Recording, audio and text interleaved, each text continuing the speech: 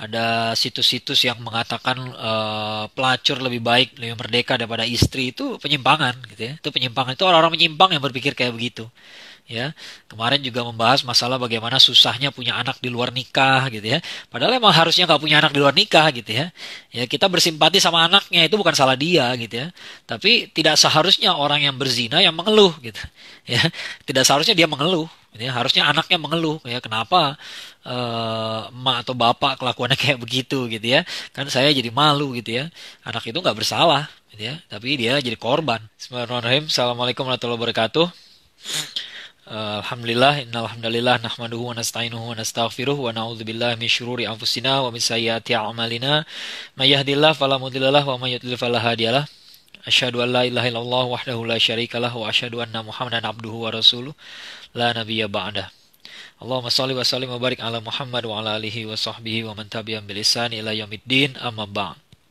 Alhamdulillah, segala puji dan syukur kita aturkan kehadirat Allah Subhanahu wa taala atas nikmat yang paling utama, nikmat iman dan Islam, nikmat ukhuwah, nikmat kesehatan dan kesempatan untuk berkumpul kembali dalam agenda kita ngops bareng. Ya, ini kemarin dikritisi oleh Gatse juga. Ya, dikritik keras ya. Katanya ngops ya, tapi nyatanya yang ngomong cuma saya doang ya. Ntar kapan-kapan lu gua undang Gats ya, kita kolaps lah di sinilah ya. Ya, emang Gatse ini mainnya udah serem-serem nih, mainannya udah sama Ayah Irwan, sama Ustadz Mardani gitu ya. Saya kira udah nggak level lagi main sama saya gitu. Ya, tema hari ini berhubung dengan Hari Anak ya. Hari Anak sebenarnya sih kita apa ya? Bukan dalam arti kadang-kadang ada orang sentimen gitu ya. Kalau menurut saya sentimen ya, terlalu terlalu sensitif ya ketika ada hari anak lalu bilang, "Oh, bagi seorang muslim kita menyayangi anak kita setiap hari." Ya iyalah gitu ya. Iyalah, bukan itu juga maksudnya gitu kan.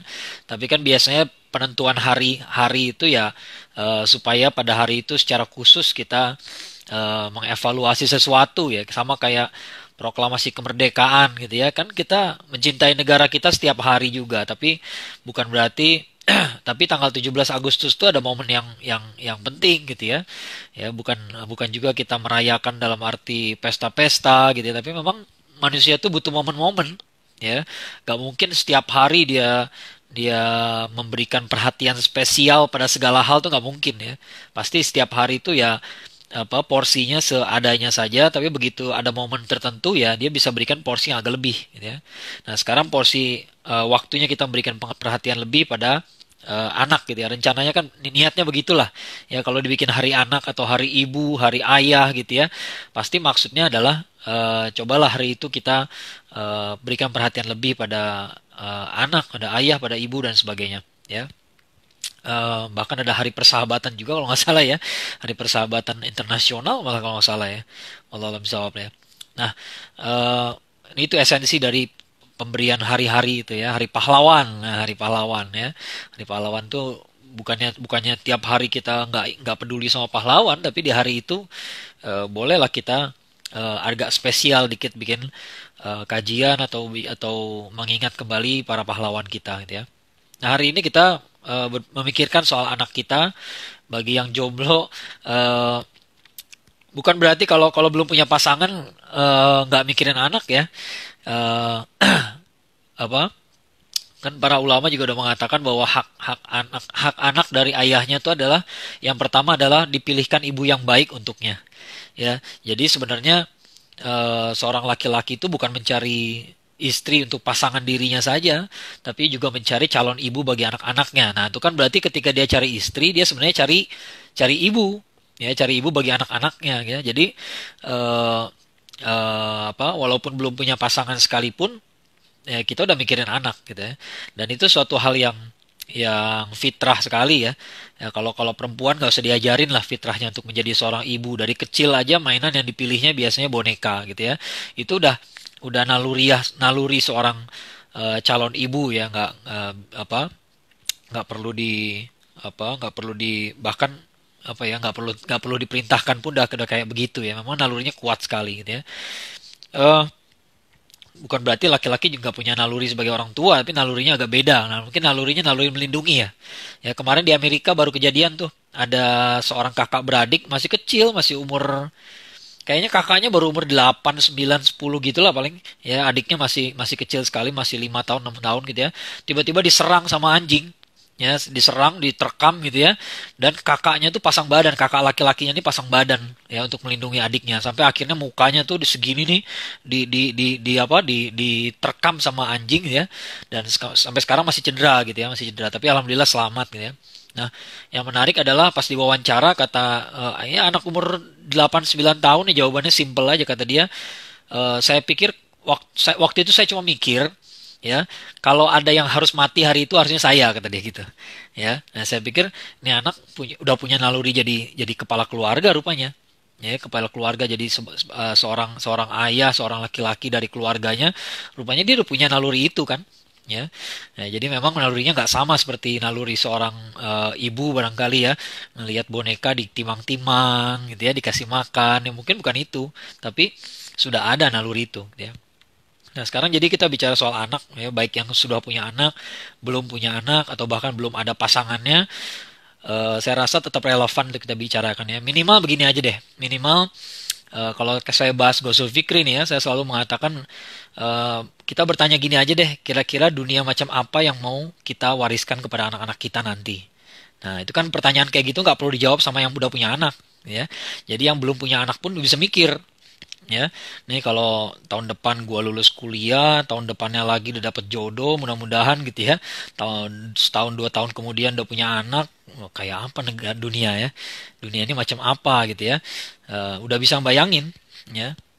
Udah bisa membayangkan. Memang kadang-kadang emang ini juga salah satu teori saya juga gitu ya. Kadang-kadang kalau orang berpikir untuk dirinya sendiri, cara berpikir dia nggak benar. Ya, coba lihat teman-teman lihat sendiri deh teman-teman teman-teman kita waktu waktu kuliah gitu ya. Kadang-kadang ada yang nakal ya, ada yang bandel, ada yang nggak mau sholat, ada yang kelakuannya nggak benar gitu ya. Kenapa sih mereka kayak begitu? Kalau menurut saya itu karena mereka berpikir pada level anak. Ya, mereka merasa sebagai anak-anak gitu ya. Ya, jadi mereka selalu bermimpi pingin orang tuanya tuh ngebebasin gitu ya, nggak usah ngelarang-larang, nggak usah ya kasih kebebasan lah gitu ya. Tapi itu kan cara berpikir dia ketika dia masih masih jadi anak-anak gitu. Tapi ketika dia sudah punya anak, saya yakin dia nggak begitu. Ya, saya bukan bukan berarti nggak nakal lagi ya, tapi saya yakin ketika dia sudah jadi orang tua, dia pasti akan melarang-larang anaknya juga. Gitu ya. Dia akan melakukan apa yang dia nggak suka dari orang tuanya itu. Ya, dia bilang dia nggak suka orang tuanya ngelarang-larang ya, tapi nanti kalau punya anak pasti ngelarang-larang juga. Ya, kenapa? Karena kalau udah jadi orang tua mikirnya lain. Ya, dia akan berpikir kalau kalau kata-kata saya sih, saya bilang kalau udah punya anak pasti waras. Ya, pasti agak waras dia tuh. Ya, memang biasanya begitu. Ya, memang biasanya begitu. Ya. Nah, di hari anak ini kita bayangkan kira-kira dunia kita akan dunia anak kita seperti apa nanti gitu ya. Karena pola hidup manusia itu berubah banget ya, berubah banget. Ini suatu hal yang menarik dari sejarah ya. Kalau teman-teman melihat sejarah manusia ini kan udah puluhan ribu tahun di dunia gitu ya. Dari puluhan ribu tahun. Misalnya peradaban Mesir aja ada 3000 sebelum Masehi. Sementara tahun 1 Masehi itu udah 2000 tahun yang lalu, 2020 berarti 5000 tahun yang lalu. Dan itu Mesir bukan yang paling tua, masih ada lagi yang lebih tua lagi. Ya, dan hitungannya ribuan tahun gitu ya, jauh sekali gitu ya. Jadi peradaban peradaban Mesir itu udah jauh, udah puluhan ribu tahun, kita nggak tahu berapa persisnya gitu ya. Tapi coba kita bayangkan kalau kita lihat sejarah gitu ya, kalau kita pelajari sejarah, sejarah itu kan panjang sekali ya, sejarah itu panjang sekali. Jadi nggak cuma bicara zaman Diponegoro atau zaman perang kemerdekaan gitu ya. Ini bisa kita bahas sekian ribu tahun ke belakang gitu ya. Kalau kita lihat sejarah, kehidupan manusia itu eh, secara apa ya, secara makro perubahan politik bisa cepat, bisa terjadi sangat cepat. Ya, artinya kayak misalnya antara Mesir sama Sudan. Mesir sama Sudan tuh dulu pernah saling menjajah, zamannya Firaun dulu, ya bisa bisa saling menjajah, ya bisa saling menjajah. Jadi bahkan ada teori yang mengatakan Firaun zaman Nabi Musa alaihissalam kayaknya bukan orang Mesir deh, tapi orang Sudan yang orang aslinya bukan orang Mesir maksudnya gitu ya. Ya wallahu a'lam bishawab, tapi yang jelas itu pada masa itu orang Mesir sama bangsa Mesir sama bangsa Sudan tuh bisa ganti-gantian saling jajah. Jadi raja tuh bisa ganti-ganti dan itu cepet. Ya, kudeta tuh bisa cepat terjadi. Tiba-tiba terjadi kudeta, ganti aja. ya. Kalau kalau kita bicara zaman kekhilafahan, tiba-tiba dinasti Umayyah digulingkan di Damaskus, tiba-tiba pindah ke Baghdad jadi dinasti Abbasiyah misalnya gitu ya, Daulah Abbasiyah ya. Nah, itu bisa bisa perubahan itu bisa cepat gitu ya, bisa cepat sekali. Itu secara makro. Tapi kehidupan rakyat itu begitu aja nggak akan berubah. Ya, kecil perubahannya maksudnya. Ya, kecil perubahannya. Jadi bukan berarti ketika rajanya diganti lalu rakyatnya dibunuh semua, lalu ganti dengan bangsa yang baru, nggak selalu begitu. Ya, hampir hampir selalu nggak begitu ceritanya. Ya, jadi mereka bangsanya yang hidup di bawah ya ya itu juga gitu nggak berubah. Yang tadinya petani ya petani-petani aja. Ya, yang tadinya pandai besi ya pandai besi aja. Yang tadinya nelayan nelayan aja. Dan itu nggak biasanya dalam kurun waktu ratusan tahun itu belum berubah. Ya, pola hidup belum nggak berubah. Ya, jadi secara makro perubahan bisa cepat, secara mikro kecil sekali perubahan. Nah, tapi makin ke sini yang terjadi adalah sebaliknya. Ya, perubahan makro secara politik hampir tidak terjadi. Coba teman-teman pikirkan sejak sejak tahun sejak perang dingin selesai lah, sejak Uni Soviet bubar ya, berapa sih negara yang hilang, yang bubar? Nggak ada. Setelah Uni Soviet tuh hampir nggak ada. Ya, berapa banyak sih negara apa ya? Kayaknya Uni Soviet terakhir deh. Ya, atau Yugoslavia yang terakhir barangkali ya. Ya, nggak banyak gitu, nggak banyak, sedikit lah. Ya, sedikit negara yang bubar atau pecah gitu ya, atau dijajah. Nggak banyak. Ya, nggak banyak. Ya, atau yang merdeka nggak banyak. Udah nggak banyak. Perubahan secara politik itu nggak banyak. Perubahan secara politik yang makronya gitu ya. Tapi kehidupan mikronya manusia sangat berubah cepat. Sangat berubah cepat ya. Ini waktu saya kuliah tuh HP itu cuma bisa SMS doang. Ya, bisa SMS doang itu apa? Kita kalau mau tahu internet ya harus ke warnet misalnya. Sekarang warnet mana ada? Ya udah hampir nggak ada. Ya, sekarang semua gadget udah bisa, semua yang kita cari ada di gadget. Ya, nggak mesti banget seorang nih harus harus internet tuh harus pakai PC misalnya gitu ya. Sekarang bahkan udah aneh gitu ya. Kamu online di mana? Di PC. Hah? Ya udah aneh, udah lucu gitu ya. Kayaknya sekarang semua orang udah pakai laptop gitu.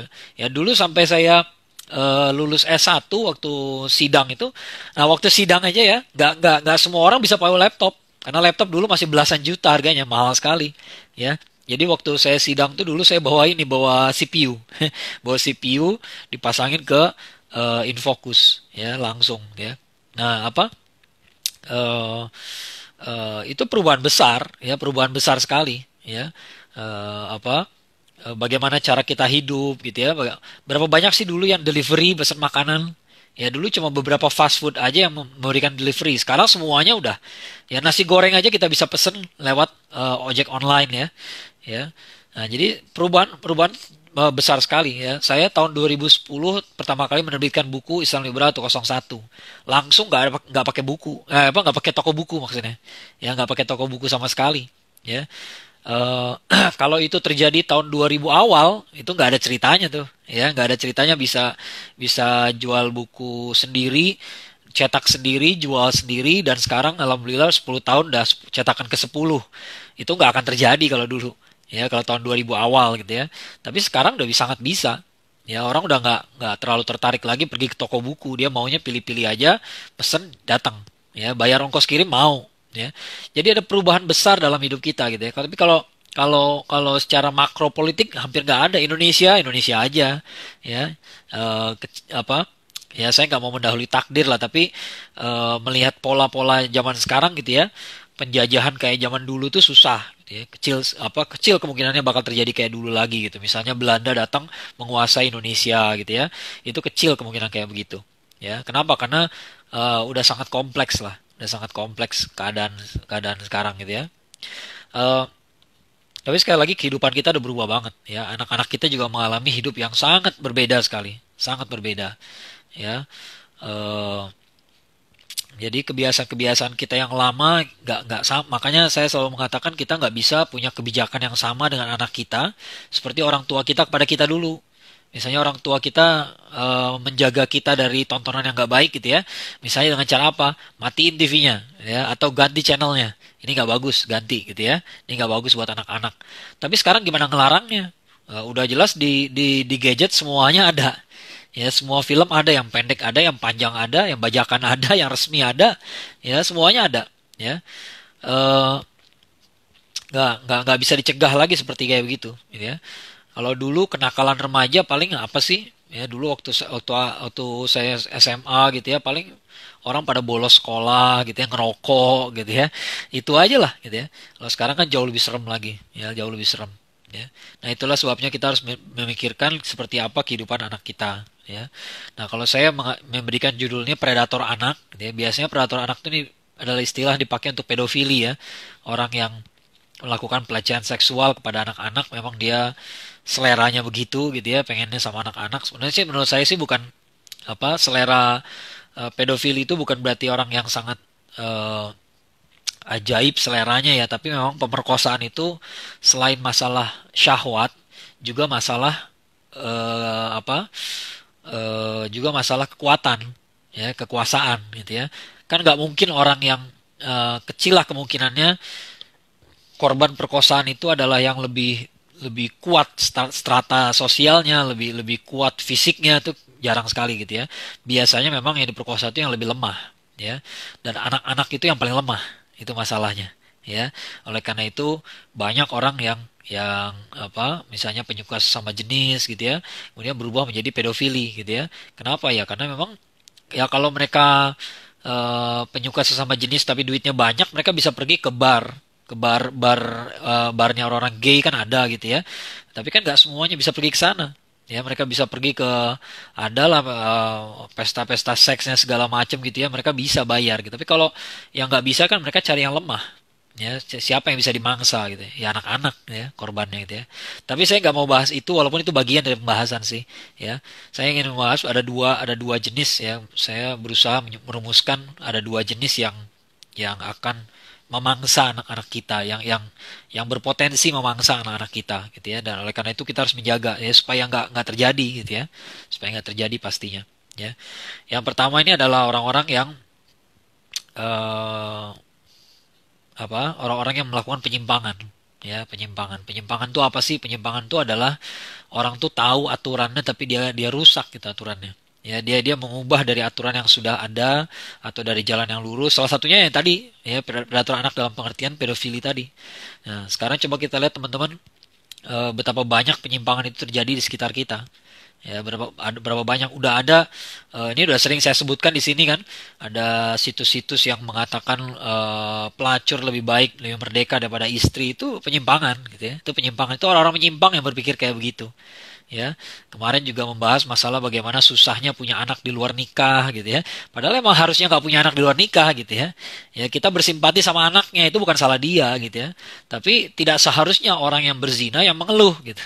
Ya, tidak seharusnya dia mengeluh. Gitu ya. Harusnya anaknya mengeluh ya kenapa emak atau bapak kelakuannya kayak begitu gitu ya. Kan saya jadi malu gitu ya. Anak itu nggak bersalah gitu ya. Tapi dia jadi korban ya. Nah, itu penyimpangan, gitu ya, itu penyimpangan dan itu akan dihadapi oleh anak-anak kita. Karena sekarang semua penyimpangan itu ada juru bicaranya, ya dan semuanya bicara, ya semuanya bicara. Ini mengerikan sekali gitu ya, mengerikan sekali. Apa aja ada sekarang di medsos gitu ya. Semua hal yang aneh-aneh yang zaman dulu kayaknya nggak bakal ada yang membela, sekarang ada yang membela, ya sekarang ada yang membela.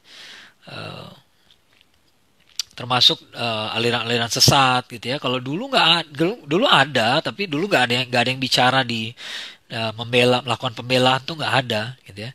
Ini tadi saya baru bikin tulisan gitu ya tentang bagaimana saya kaget gitu ya. Saya kaget karena saya disodori sebuah tulisan dari seorang mahasiswa saya sebut aja ya, seorang mahasiswa yang kuliah di Universitas Al-Azhar Kairo Mesir. Ya Al-Azhar, ya Al-Azhar kan reputasinya masya Allah gitu ya, udah pasti bagus gitu ya, udah pasti bagus, nggak mungkin orang sembarangan bisa masuk situlah gitu ya. Ya tapi ternyata ada tulisan dia mengatakan bahwa iblis tuh kayaknya tauhidnya paling sempurna, gitu ya. Nah ini yang saya bilang penyimpangan gitu ya, ini penyimpangan. Ini orang bukannya nggak tahu gitu, ya bahkan membantah yang kayak begitu tuh nggak susah gitu ya. Ya dia bilang iblis tidak mau sujud sama Allah sama Nabi Adam alaihissalam karena tauhid. Ya, karena dia nggak maunya sujud sama Allah doang gitu. Padahal iblis nggak pernah bilang gitu kan. Iblis pas ditanya kenapa nggak mau sujud sama Nabi Adam, apa jawabannya? Ana khairum minhu khalaqtani min nar wa khalaqtahu min tin. Saya lebih baik daripada dia. Kau ciptakan dia aku dari api, kau ciptakan dia dari tanah. Ya, alasannya bukan karena tauhid, Ya, bukan karena sujudnya hanya diperuntukkan bagi Allah aja, enggak, bukan itu alasannya. Ya, kok semudah kayak begitu dia nggak tahu? Nggak mungkin dia nggak tahu. Ya, saya yakin dia nggak mungkin nggak tahu. Itu adalah penyimpangan. Ya, penyimpangan ini penyakitnya orang yang tahu. Ya, tahu tapi emang hobinya menyimpang gitu. Kadang-kadang menyimpang tuh jadi hobi ya. Ya, teman-teman lihatlah di Indonesia kan banyak orang hobi menyimpang. Ya, bibit-bibit penyimpangan tuh ada gitu ya. Apa contohnya apa? Contohnya lampu merah, ya, lampu merah udah nyala gitu ya. Tapi motornya masih dimajuin dikit sampai ke zebra cross. Sengaja gitu, kayak nggak bisa ngerem gitu. Padahal bisa. Ya, padahal bisa. Tapi ada kepuasan dari pelanggaran gitu ya. Ya, mungkin ada kepuasan yang dia rasakan dari melanggar aturan yang segampang itu gitu. So, itu kan mudah sekali untuk tidak melanggar gitu. Ya, untuk patuh itu mudah gitu. Tapi nggak tahu kenapa mungkin punya punya kenikmatan gitu, mungkin dia merasa jadi rebel gitu dengan apa melanggar itu gitu ya. Ya, ini sebuah penyimpangan ini sebuah pelanggaran gitu ya, sebuah pelanggaran yang dia tahu dia pelanggaran gitu ya.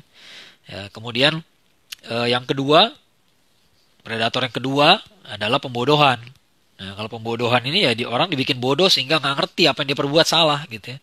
Ya, sehingga diperbuatnya ini salah, nih kan mereka jadi jahil gitu ya. Ya, pembodohan ini macam-macam bentuknya ya. Ya, misalnya yang sekarang saya amati itu fandom. Ya, fandom itu apa ya? Fenomena ngefansnya seseorang ya kepada tokoh ya, pada tokoh atau kelompok atau grup gitu ya. Kita lihat sendiri yang sekarang yang terkenal sekali kalau udah bertengkar itu serem itu kan apa, fans K-pop misalnya gitu ya. Ya, itu udah diketahui bersama betapa mengerikannya gitu ya, betapa mengerikannya kalau fans K-pop udah saling berdebat gitu ya. Ya, itu kan mengerikan sekali. Itu menurut saya itu pembodohan gitu ya. Kemudian kita lihat hampir setiap hari selebriti di Indonesia ini cerita soal kekayaan. Ya, ini di saat-saat orang lagi susah nih. Ya, di saat-saat nakes lagi kesusahan untuk dapat APD aja nggak punya, akhirnya mereka kena COVID, akhirnya mereka eh, mengancam ke jiwanya sendiri gitu ya dengan pekerjaannya apa jiwanya sendiri terancam karena pekerjaannya gitu ya di saat-saat orang kesusahan. Ya, orang-orang banyak lah yang susah sekarang ya. Banyak orang yang cerita ke saya betapa mereka sekarang lagi kesulitan ya, kesulitan ekonomi gitu ya. Banyak sekali. Tapi di saat-saat kayak begini banyak hampir tiap hari selebriti kita nih pamer ke uang. Ada yang pamer isi ATM, isi rekening, buku rekening dipamerin di TV gitu, bayangin. Ya, cerita di rumah ini dibikin harganya 13 miliar. Ya, rumah ini harganya sekian, mobil ini ya. eh nggak ada empatinya gitu ya, nggak ada empatinya. Tapi yang fansnya sih nggak merasa punya masalah karena fansnya menikmati mimpi itu gitu, seolah-olah karena dia hidup sebagaikan sultan, seolah-olah fansnya ini ikutan gitu, padahal enggak ya. Fansnya ini hanya objek aja sebenarnya ya.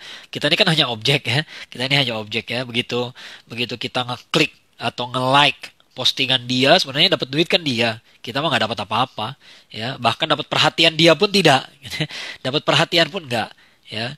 Ada beberapa orang yang punya strategi marketing yang mirip seperti pers ya. Bad news is good news gitu ya. Jadi buat dia nggak penting dia tuh bikin bikin orang kesel, bikin orang jijik, bikin orang marah-marah di kolom komentar ya. Terserah gitu. Yang penting ente datang ngeramein postingan saya dan saya bisa dapat keuntungan dari situ ya. Ada orang-orang kayak begitu gitu ya. Dan jadi mereka nggak terlalu peduli-peduli amat sama sama sama fans-fansnya ini, tapi fans-fansnya ini kayak eh, seolah-olah kayak itu dunianya gitu ya. Ya. Tapi ya itulah ya, itu pembodohan gitu ya. Belum lagi yang kayak buzzer-buzzer nih ya. Buzzer-buzzer kemarin punya kerjaan bikin bikin klepon ya. Ya. Ya apa klepon yang tidak Islami, ternyata mereka sendiri kan, mereka sendiri yang bikin ribut ya, mereka sendiri yang bikin heboh gitu ya untuk mendiskreditkan umat Islam gitu ya. Ini pembodohan gitu ya, ini pembodohan. Kenapa sih yang kayak begini tuh masih dibiarkan saja gitu ya? Kan kapan pinternya bangsa Indonesia gitu loh kalau kayak begini caranya ya. Kita nggak masalahnya apa yang terjadi sekarang ini kan pandemi tahun 2020 ya. Kalau ini berlanjut sampai 2021, 2022, naudzubillah gitu ya. Eh 10 tahun lagi kita akan menuai hasilnya.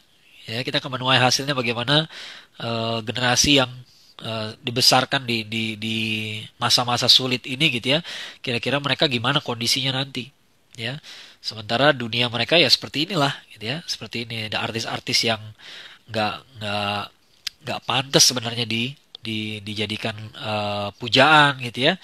Tadi saya juga dapat keluhan lagi katanya, bukan dapat keluhan, dapat cerita gitu ya. Karena saya nggak begitu ada beberapa kayak YouTube gitu ya. Saya jarang buka YouTube ya. Jadi nggak begitu tahu ya. Tapi YouTube tuh mengerikan sekali ya, terus terang ya. Ya, mengerikan sekali. Saya ngeri sekali lihat YouTuber yang disebut YouTuber yang punya follower sampai juta-juta itu, ya ampun gitu ya. Ternyata nggak semuanya layak di follow sama sekali gitu ya.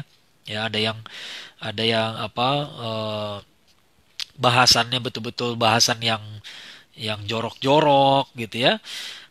Dan nggak malu dia, ya nggak malu, dan followernya pun nggak malu gitu. Saya heran juga gitu ya.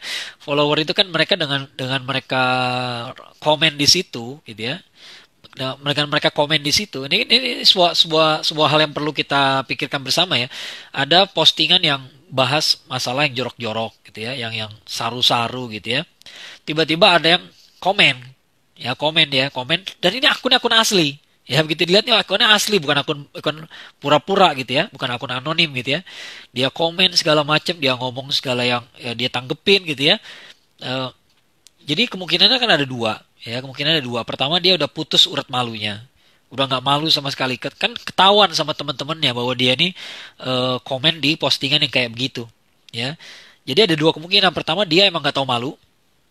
Yang kedua, barangkali circle dia, lingkaran pergaulan dia sudah menganggap itu normal, ya sudah menganggap itu normal. Jadi dia wajar dia merasa nggak punya masalah, gitu ya, nggak punya masalah, gitu ya.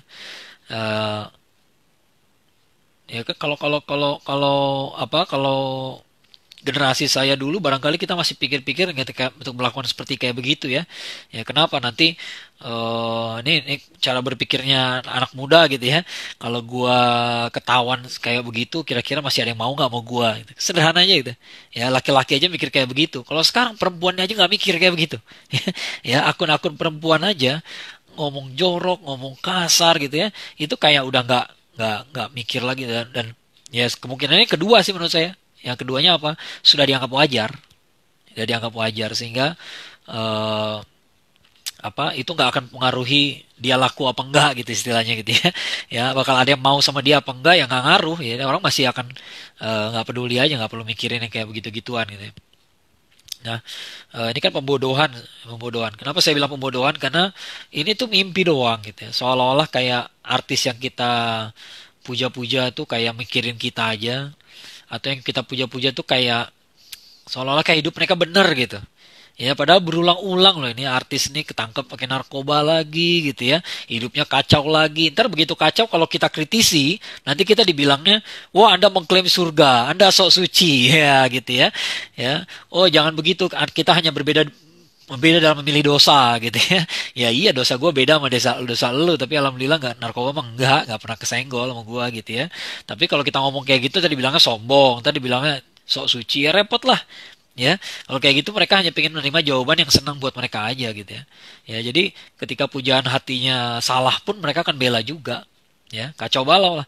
Ya, nanti begitu terjadi masalah lalu kita bilang I told you, gitu ya, tiba-tiba bilang, mereka akan bilang kita nggak sensitif. Ya, tiba-tiba kita dibilang begini begitu gitu ya. Ya repot gitu ya. Jadi kita nih benar tapi nggak boleh ngaku benar gitu. Kita benar tapi nggak boleh bilang diri kita benar. Karena kalau kita bilang diri kita benar, kita nggak toleran, berarti kita nggak simpat, nggak berempati, ya. Kita berempati dari awal, kita udah bilang kok dari awal, kita udah menasehati tapi nggak didengar. Begitu sudah kejadian kita nggak didengar juga. Jadi sebenarnya siapa yang nggak mau belajar? Ya itu yang masalah gitu ya. Nah, ini pembodohan, akhirnya semua orang jadi bodoh gitu. Ya. Akhirnya semua apa? Akhirnya pembodohan ini nggak pernah selesai. Ya, nggak pernah selesai. Akhirnya mereka jadi bodoh. Ya, nggak bisa berpikir. Kenapa saya bilang bodoh? Karena nggak bisa berpikir lagi gitu. Ya, nggak bisa berpikir lagi. Pokoknya nggak tahu mana yang benar, mana yang salah. Ya, mungkin ini disebut post truth tadi ya. Apa? Jam era post truth ya. Era di mana orang nggak peduli lagi mana yang benar, mana yang salah. Ya, nggak peduli mana yang benar, mana yang salah. Sampai iblis aja dibela gitu ya. Ya, itu pembodohan. Ya. Nah, eh, Ya mungkin klasifikasi yang saya buat dua tadi gitu ya, penyimpangan dan pembodohan mungkin berhubungan juga dengan eh, sebagian ulama membuat klasifikasi apa ya, maksiat itu penyakit ya, adalah penyakit syubhat dan syahwat. Ya, syubhat itu eh, apa? Syubhat itu eh, penyakitnya orang yang punya ilmu, ya, punya ilmu. Terbalik ya, sorry ya. Syubhat itu penyakitnya orang eh, yang yang tidak paham, ya, sehingga sesuatu yang syubhat dia terobos gitu. Ya, harusnya kan dia berhenti begitu tahu nih syubhat, oh ini saya ragu-ragu nih jawabannya apa. Ragu-ragu tuh tandanya ente nggak boleh maju, ya, bukan malah disikat gitu ya. Ini eh, orang yang bodoh yang nggak punya ilmu, dia akan menerobos apa yang dia nggak tahu, ya, itu orang bodoh. Tapi orang yang pinter juga bisa menerobos aturan, ya, yang punya ilmu masih bisa nabrak aturan juga. Kenapa? Karena syahwat, ya, karena syahwat. Jadi ada syubhat, ada syahwat, ya. Jadi intinya ada aturan, aturan tuh bakal diterobos juga, ya, bakal diterobos juga. Yang nerobos siapa? Kalau orang bodoh berarti karena syubhat, ya, mungkin dia nggak tahu bahwa ini dilarang, ya, mungkin dia nggak tahu ini dilarang, tapi ya dia akan terobos juga, ya. Kemudian orang-orang yang sudah punya ilmu, dia nggak bisa menahan diri, ya, karena syahwatnya, ya. Dan itu dua-duanya sama-sama bisa terjadi gitu ya. Jadi jangan kira itu jauh dari kehidupan kita. Enggak, itu sangat dekat dengan kita. Mungkin kita pun pelakunya juga. Ya, mungkin kita juga pelakunya, tapi alhamdulillah Allah masih menyembunyikan aib kita dan kita masih diberi rasa malu, ya, sehingga berusaha menyembunyikan kejelekan-kejelekan diri kita. Itu rasa malu itu anugerah ya.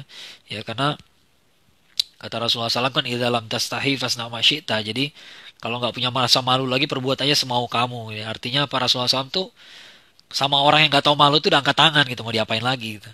Ya.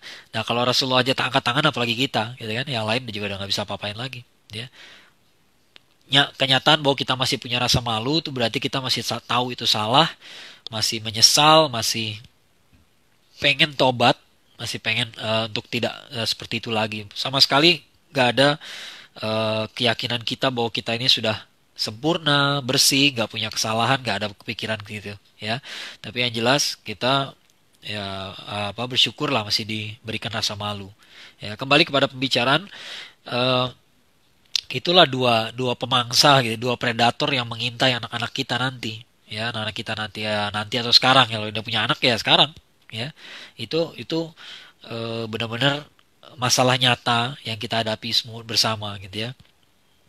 Anak-anak kita yang nonton televisi, dia akan berhadapan dengan selebriti-selebriti yang eh, memperlihatkan kekayaannya kayak begitu gitu ya. Kekayaan itu kan bukan berarti benar ya, tapi sekarang udah jadi argumen gitu ya. Ya, coba kalau lagi berdebat sama sama fansnya seseorang gitu ya, kalau di medsos dia akan bilang udah kamu jangan banyak omong deh, gitu-gitu jadi dia kaya. Kaya jadi argumen, ya. Kaya jadi argumen seolah-olah kaya tuh ukuran kebenaran gitu, ya. Ya dulu juga Hitler kaya, dulu juga apa raja dan ratu Belanda yang menjajah Indonesia tuh kaya gitu, ya. Tapi kan bukan berarti dia apa dia benar, ya. Benar sama kaya tuh lain soal, lain soal, ya. Kenapa sih orang jahat bisa kaya? Bisa aja, ya, mudah, ya, mudah bagi orang kaya tuh jadi kaya. Untuk orang jahat tuh jadi kaya, kenapa coba? Ya, karena orang jahat gak punya batasan. Ya, mereka mau mau ngapain aja boleh. Kan kita kalau mau ngapa-ngapain nanya dulu, ini halal apa haram? Boleh nggak kayak begini? Kita konsultasi kepada ustadz-ustadz yang ahli ekonomi syariah, bisnis kayak gitu, skema bisnis kayak gini boleh nggak sih? Ya, kalau orang-orang yang tidak soleh mana peduli yang kayak begitu. Ya, nggak peduli. Ya, mau jual orang kek, mau jual anak kek, mau jual diri kek, mau berjudi kek, mau spekulasi kek, mau investasi bodong kek, apa aja ya, asal bisa dijual ya jual lah gitu ya. Kan nggak kekayaan tuh sama sekali nggak berbanding lurus dengan kebenaran gitu ya. Nggak mesti kayak gitu. Mau ngepet babi ngepet juga bisa, mau mau pakai tuyul juga bisa, pakai ilmu ilmu hitam juga boleh gitu ya. Ya kalau nggak punya batasan ya begitu, ya, nggak punya batasan ya begitu. Ya, mau mau cari uang, mau memelihara ketenaran gitu ya, jadi artis melihara ketenaran dengan cara apa? Dengan cara punya pacar tapi settingan, ada yang kayak begitu kan, Ya, bisa juga. Bisa juga akhirnya jadi bahan pembicaraan juga dia. Ya, jadi bicara banyak hal-hal settingan yang saya lihat sekarang terjadi hanya untuk memelihara pembicaraan orang tentang dia itu aja, ya. Dan itu bisa dilakukan, tapi kan kalau kita nggak gitu, ya, nggak bisa kayak begitu. Ya, orang bisa aja mengatakan pada saya, Ustaz, ya, antum kalau mau banyak yang datang ke kajian antum, caranya begini, A, B, C, D. Tapi nggak semua cara akan saya pakai. Ya, karena ada pertimbangannya. Saya punya pertimbangan sendiri. Ya, antum kalau mau kajiannya rame, jangan terlalu serius. Ya, lucu-lucuan aja lah. Lucu-lucuan aja ya iya, tapi lucu yang banyak ngelucu itu buat saya adalah bagian dari masalah gitu. Ya jadi nggak mungkin saya ambil jalan itu. Ya nggak mungkin saya menempuh jalan itu, nggak mungkin karena itu buat saya adalah bagian dari masalah. Ya, kita capek-capek berusaha supaya umat Islam jadi cerdas, tapi kan jadi bodoh gara-gara diajak ketawa-ketawa melulu. Ya, jadi kalau yang dakwahnya ketawa-ketawa melulu itu bagian dari masalah sebenarnya. Ya, kalau bagi saya gitu ya, bagi saya itu bagian dari masalah. Nggak tahu bagi dia barangkali dia buat dia barangkali bukan itu masalahnya. Ya, buat dia itu nggak bukan bukan suatu masalah. Ya, mungkin buat dia nggak bukan suatu hal yang memalukan gitu ya. Untuk ini saya pernah menyaksikan sendiri gitu ya.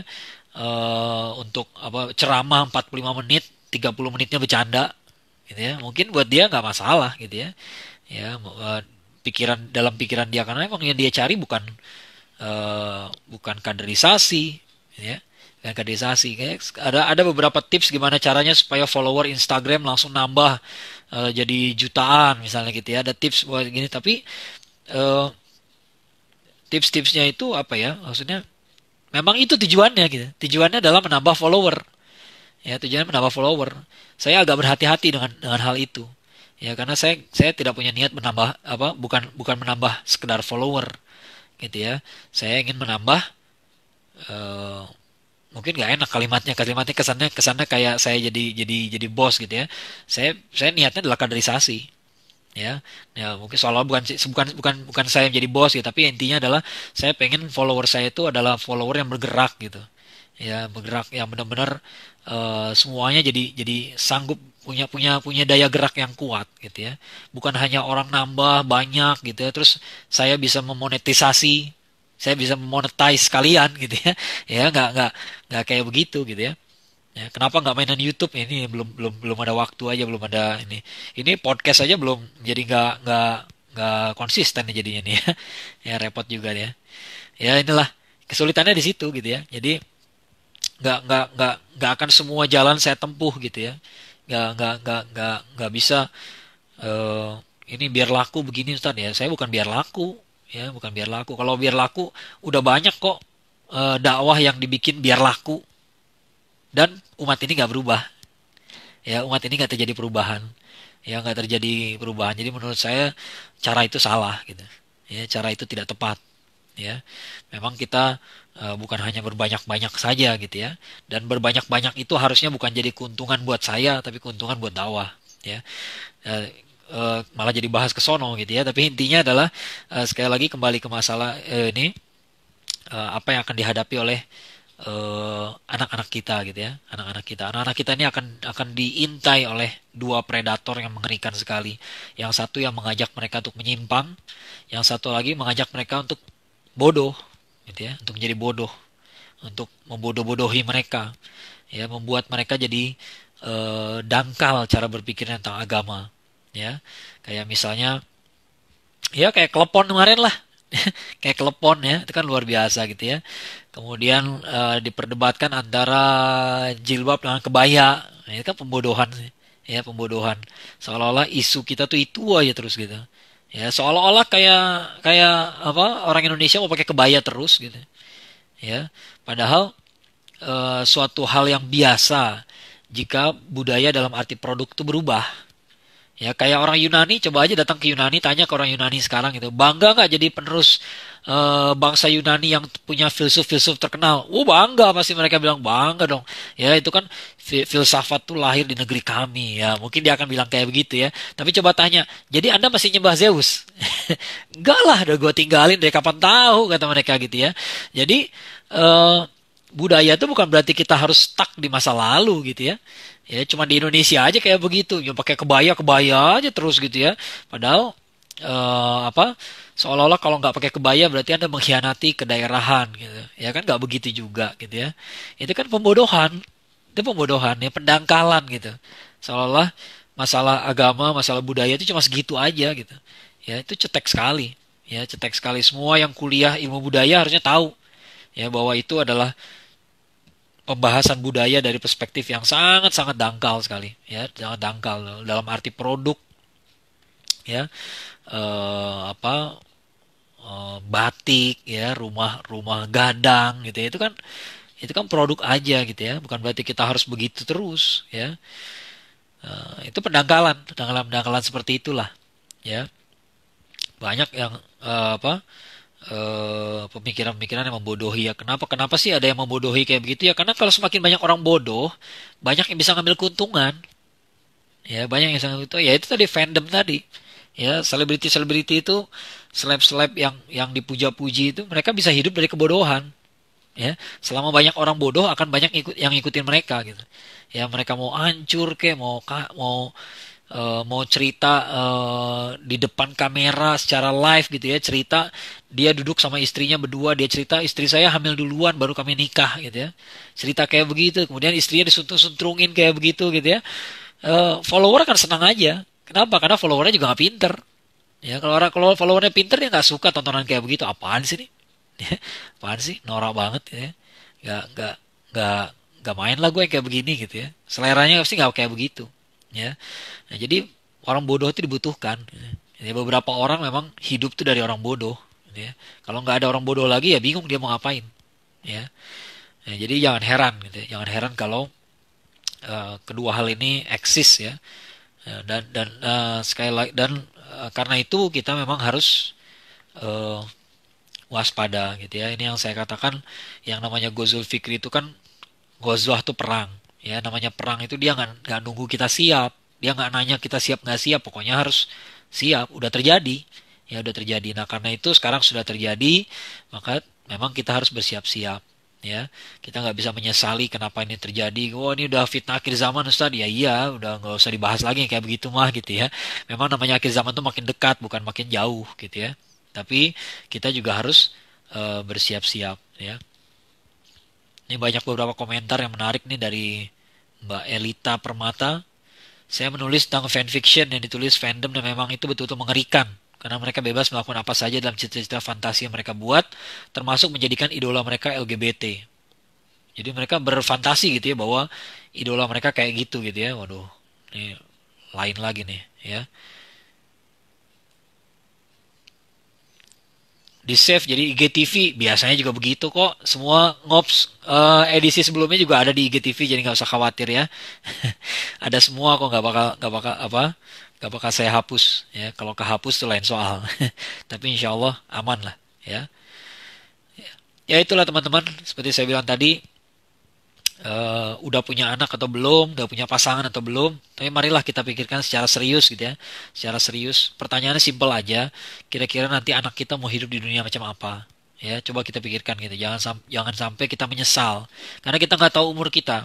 Ya, ada orang yang harus apa, dipanggil sama Allah Subhanahu Wa Taala ketika anaknya masih kecil. Ya, anaknya masih kecil. Kita bayangkan kita dalam situasi seperti itu gimana? Ya, saya dulu pernah mengalami sakit tahun 2016 tuh ya. 2016 persis sebelum 4/11 dulu saya masuk rumah sakit ya. Yang paling saya khawatirkan itu gitu. Saya khawatir betul-betul kalau sampai saya harus umur saya sampai di situ gitu ya. Anak saya masih kecil banget, masih aduh, kayaknya saya belum menjalankan tugas saya benar-benar sebagai seorang ayah gitu ya. Apa harus sekarang saya dipanggil itu ya. Bukan hanya itu juga gitu ya, tapi amal saya juga belum siap gitu ya, tapi udahlah, capek mikirin diri sendiri, mikirin anak juga gitu ya. Nah, jadi daripada kita mikir ketika kepepet, cobalah pikirin dari sekarang aja. Ya, dari sekarang kira-kira kayak gimana dunia yang akan dihadapi anak kita, dan anak kita harus seperti apa untuk siap menghadapi dunia kayak gitu. Karena kita nggak bisa ngubah dunia juga. Ya nggak bisa kita mengharuskan dunia ini nanti ya ketika anak saya pergi kuliah gitu ya, mulai mulai masuk usia kuliah, dunia udah harus kayak begini ya. Kita nggak bisa ngatur kayak begitu amat gitu. Tapi kita bisa persiapkan anak kita seperti apa ya. Nah, mudah-mudahan jadi pencetus gagasan-gagasan kita bersama. Seperti biasa, saya akan akhiri sebelum tepat 1 jam supaya nggak diakhiri sama Instagram. Jadi lebih baik saya akhiri duluan. Ya, terima kasih atas kehadiran teman-teman atas untuk meramaikan kolom komentar. Nggak usah khawatir, insya Allah ada di IGTV ya. Sampai jumpa pada Ngops Bareng episode berikutnya. Bila taufiq hidayah, Assalamualaikum warahmatullahi wabarakatuh.